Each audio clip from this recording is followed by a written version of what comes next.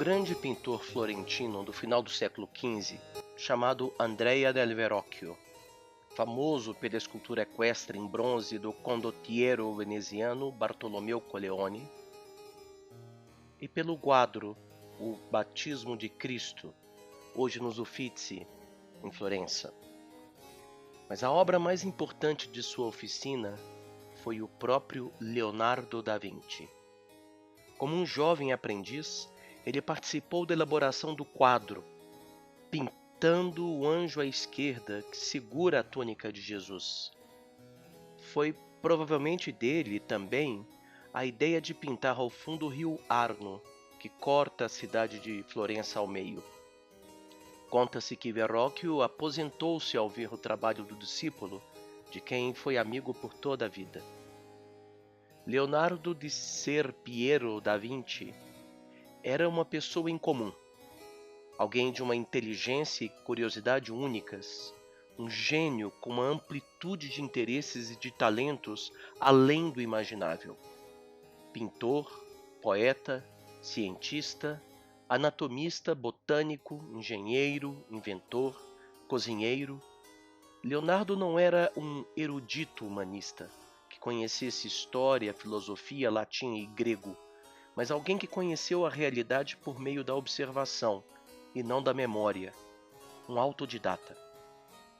Possuía um temperamento agradável, era misterioso, melancólico, volúvel, instável, meticuloso, obsessivo até.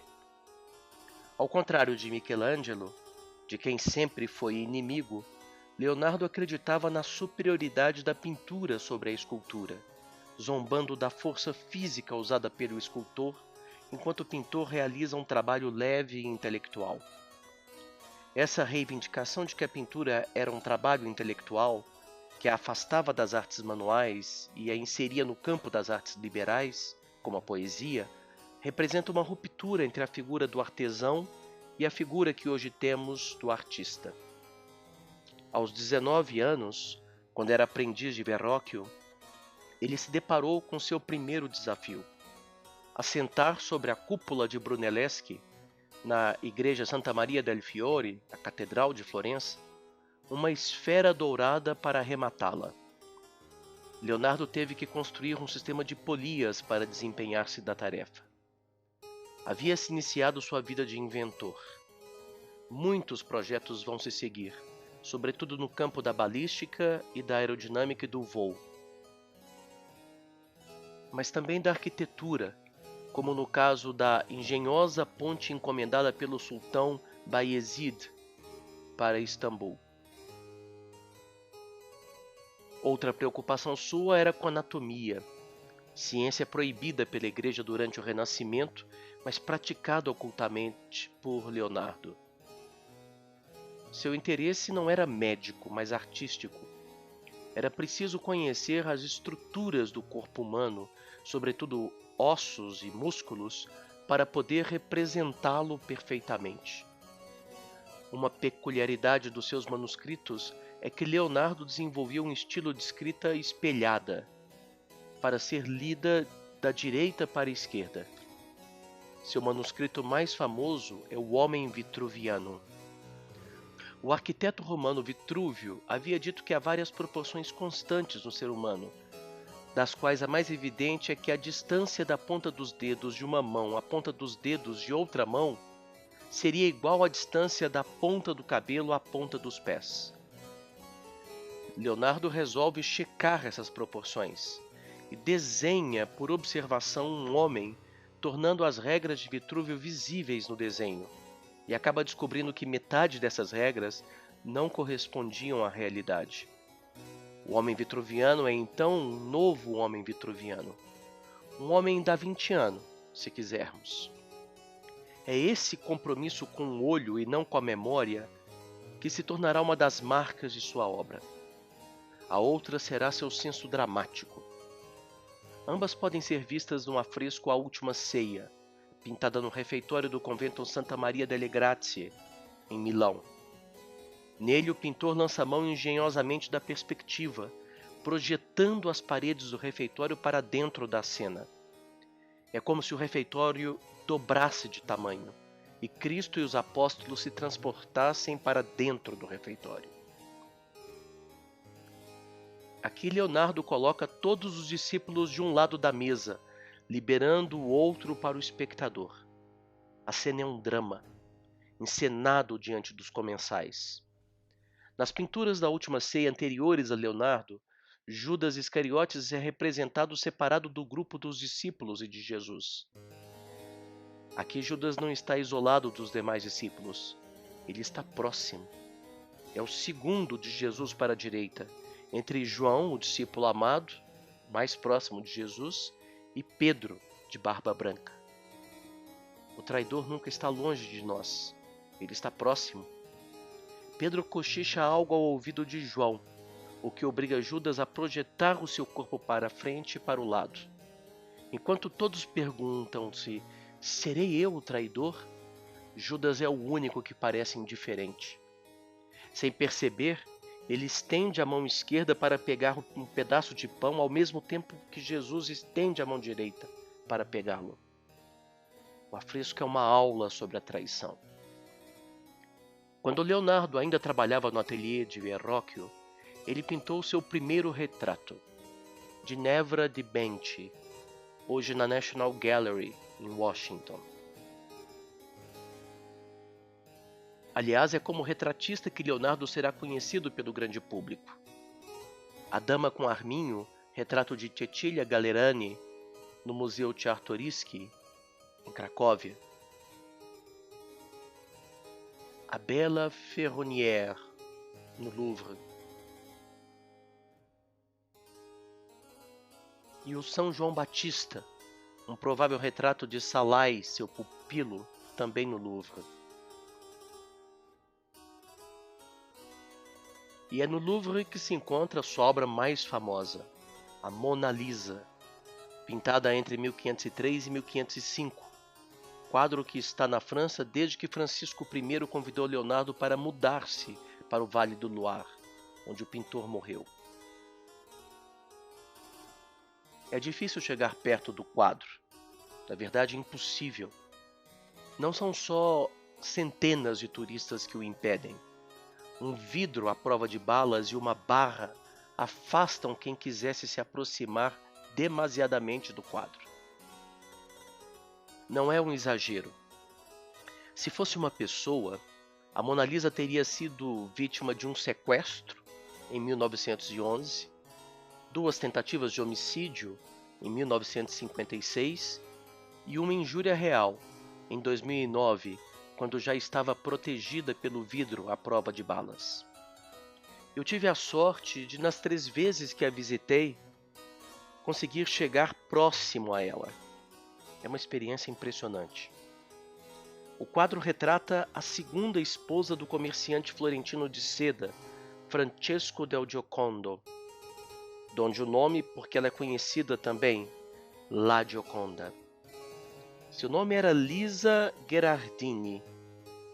Apesar de todas as teorias levantadas por Dan Brown, podemos estar seguros que não se trata de Maria Madalena, ou do amante de Leonardo da Vinci, ou do próprio Leonardo da Vinci montado. Giorgio Vasari, que escreveu a primeira história do Renascimento, as vidas dos melhores pintores, escultores e arquitetos, que conhecia pessoalmente o casal Giocondo, atesta a tratar-se do retrato de Lisa. Mais recentemente foi encontrada uma anotação em 1503 em um livro pertencente a Agostino Vespucci, que diz que Leonardo estava pintando o retrato de Lisa. O termo Mona é uma contração de Madonna, senhora em italiano, a senhora Lisa. Quando se vai aproximando da sala em que ela se encontra no Louvre, o burburinho dos visitantes vai aumentando. Postada sobre a parede sobre a qual do outro lado se encontra o São João Batista de Leonardo, que não está separado do público por barras ou vidros à prova de bala, Mona Lisa descansa. É um quadro pequeno, de 77 centímetros de altura por 53 centímetros de comprimento. Mona Lisa está sentada em uma cadeira que se encontra em uma lógia. tipo de galeria coberta por um teto apoiado sobre colunas e aberta para o exterior, da qual podemos ver a meia parede por trás de Mona Lisa e o contorno das bases das colunas, quase uma sombra, do lado inferior direito e do lado inferior esquerdo do quadro. Mona Lisa observa: será que há outras pessoas na lógia que a deixam tímida? Ou será que somos nós que a intimidamos? Seu braço esquerdo está pousado sobre o braço de uma cadeira, e a mão direita repousa sobre ele. Seu gesto mostra que ela é uma dama educada, contida, recatada. O vestido de um verde profundo, quase preto, é pregueado sobre o peito e arrematado com um bordado fino e delicado. O colo desnudo permite ver o volume de seus seios. Os braços do vestido, longos, são de uma outra cor, um marrom quase dourado. Ele pode ser de veludo, ou mais provavelmente de seda, já que seu marido era comerciante de seda. Um xale de seda passa por sobre seu ombro esquerdo e alcança seu colo. Ele se espalha por trás de suas costas até terminar no braço direito, envolvendo a altura de seu antebraço. Ela não usa colares, nem mesmo anéis, brincos, pulseiras, tiaras ou broches. Apesar da riqueza evidente em sua roupa, há uma certa austeridade na sua figura. Sua testa é alta, seu cabelo é claro e muito longo, vai até a altura do cotovelo do lado direito. Mas ele está coberto por um véu negro, quase transparente, que nos engana. Ela sorri. Seu torso está girado para a direita e seus olhos avançam para este lado. Seus olhos são castanhos claro, quase cor de mel. Seus olhos são marcados por uma sombra acentuada. Ela não tem sobrancelhas. A fonte de luz que a ilumina está dentro da lógia, próximo a ela, no canto superior esquerdo. Pensando bem, ela não é tímida. Talvez ela deboche de nós. O que será que ela está pensando sobre nós? Por que sorri? Será que zomba de alguém? Ou só se lembrou de uma piada? Ou estará somente entediada? Ou talvez ela só dissimule, talvez sorria e não seja feliz, como diria a professora Catherine Watson. Ela parece nos acompanhar com os olhos. Há uma paisagem onírica atrás dela. Algo que parece ser um lago se estende até o horizonte, com montanhas que parecem mais rochas, ou mesmo geleiras. Um caminho de terra vermelho desce do lado esquerdo do prado. Um riacho corre do lado direito. Uma pequena ponte passa sobre ele. Não se consegue saber onde ela está. Não é um quadro de fácil interpretação. Leonardo usou uma composição típica de seus retratos, um perfil torcido, da cintura para cima, com uma composição em triângulo, que ele usa em várias de suas obras, como na Virgem das Rochas, com duas versões, esta que estamos vendo do Louvre e outra na National Gallery, em Londres. O triângulo é um símbolo do feminino, por remeter a pubis, e também é um símbolo de Deus, por remeter à Trindade. Leonardo usa a figura como uma forma de produzir harmonia, simetria e equilíbrio. As mãos, posicionadas no centro do quadro, reforçam essa sensação. Muito se discutiu sobre o uso da proporção áurea e da sequência de Fibonacci para se conseguir simetria no quadro. Mas essa teoria hoje é afastada pela maioria dos autores, porque o lugar de onde parte a espiral produzida pela sequência é arbitrário.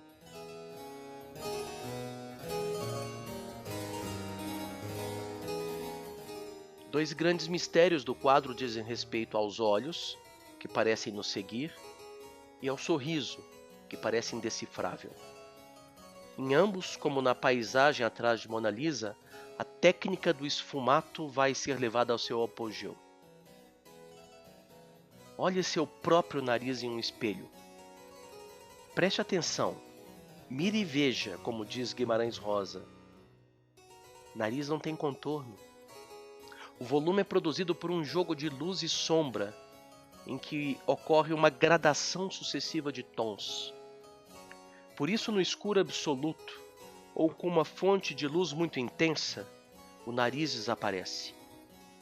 Leonardo sabe disso e recorre ao esfumato, que consiste em aplicar minúsculas porções de tintas diferentes sobre a tela e trabalhá-las com pincel para que se produza um gradiente entre as tonalidades, tornando imperceptível a transição entre elas.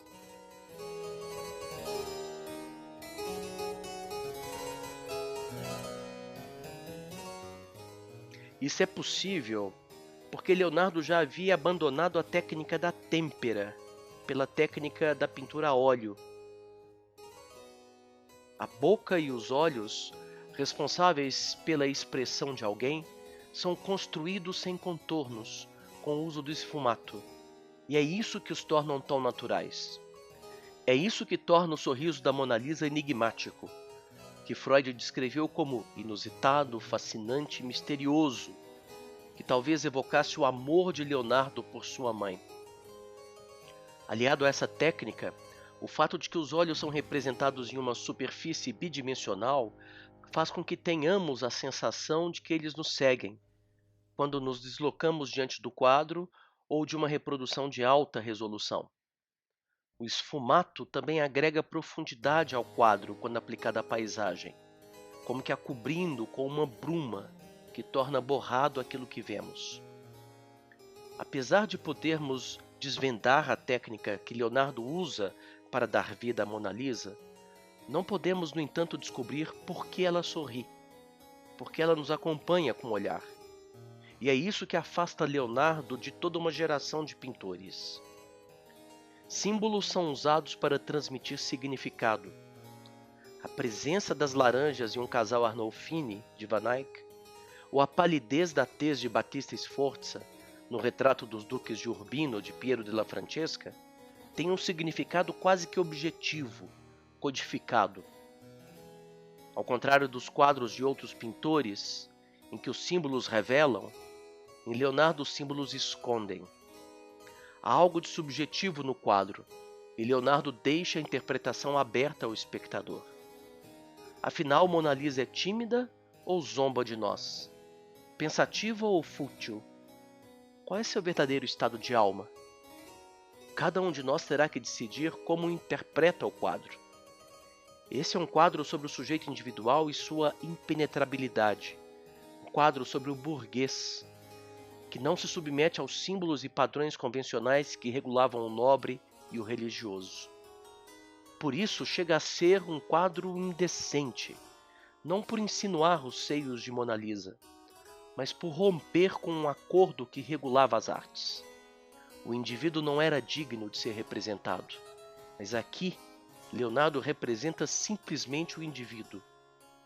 É muito diferente, por exemplo, do pintor de Fons Vitae, que para pintar o rei Dom Manuel e Dona Maria, precisa inseri-los no contexto da adoração a Deus.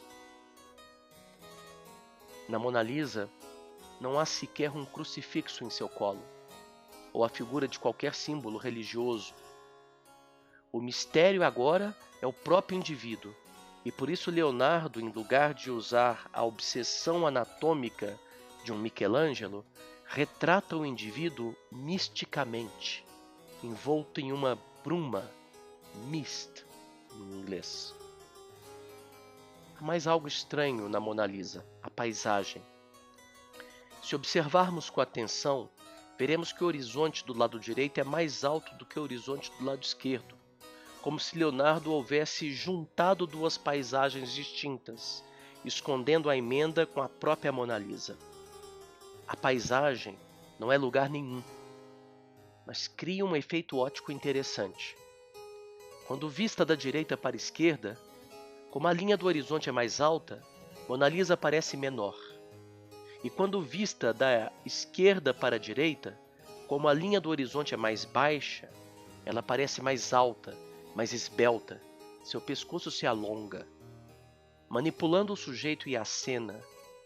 Por exemplo, colocando a fonte luminosa improvavelmente dentro da lógia, Leonardo se liberta.